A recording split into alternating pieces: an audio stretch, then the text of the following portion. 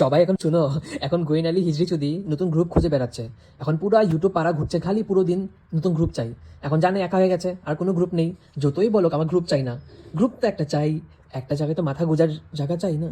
ওনার দশা হয়েছে বঞ্চিতার মতন, কেউ ওকে গ্রুপ চায় না। নতুন আমাদের নতুন ওপাং এপাং ঝপাং হলো এই গোয়েন আলী হিজড়ি চুদি, বুঝলে তো?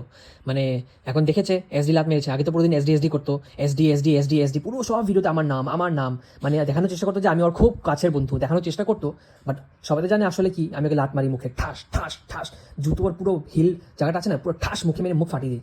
আমি হলো ওইটা লাত মেরে মুখ ফাটিয়ে দিই, তাও লজ্জা নেই, তাও লজ্জা নেই, তাও আমার নাম জপে পুরো দিন, এসডি ভগবান এসডি ভগবান, এসডি পূজা করবো, এসডি পূজা করবো, এসডি আমাকে আশীর্বাদ দো, এসডি আমার কিচ্ছু হচ্ছে না, এসডি বাবা আমার এটা করো ওইটা করো, এসডি প্লিজ প্লিজ আমার ভগবান আমার ভগবান, আমি তোমার পূজা করবো, আমি তোমার আরতি উঠাবো, আমি তোমার ফটো পাই ফটো আমার ঠাকুর করে রাখবো, কত কিছু কত কিছু।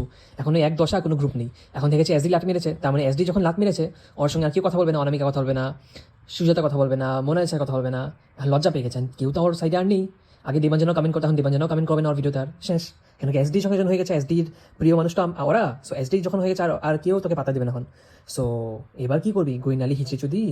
এই সাইডে তো আর কি তোকে পাত্তা দিবে না। এবার তুই কি করবি বল?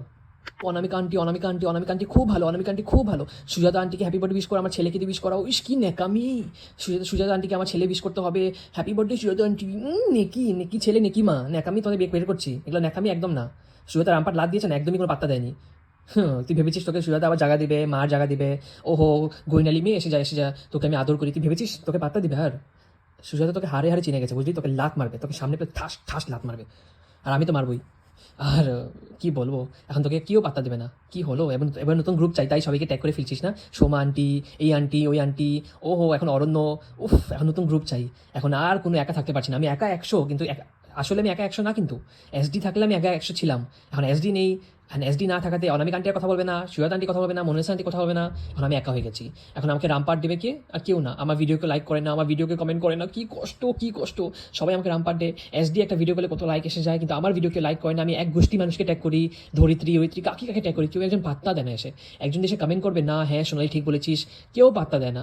আর এখন আমার নতুন গ্রুপ চাই, তাই আমি সবাইকে aunty Soma aunty Soma aunty, যাকে কত খিস্তি মেরেছি, খিস্তি মেরে কি না বলেছি। এখন এই আন্টি ওই আন্টি, উফ তাও পাত্তা খাচ্ছিস না রে, তাও পাত্তা পাচ্ছিস না।